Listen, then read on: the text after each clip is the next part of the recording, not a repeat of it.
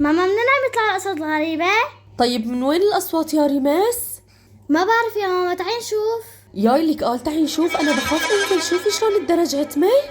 ايه ماما أنا مو معك، لا تخافي. يعني إذا أنت معي أنا ما بخاف، بلكي حدا طلع لنا من تحت يا ريماس. لك تعي ماما. ياي لك شوفي عتمة وين بدنا ننزل ريماس، ياي لك عتمة. لك تعي ماما، شو بك؟ طيب تعوا معنا خلينا نشوف منين الأصوات الغريبة اللي عم تطلع ريماس، ومنين برأيك ياي لك المنظر هون كله بخوف.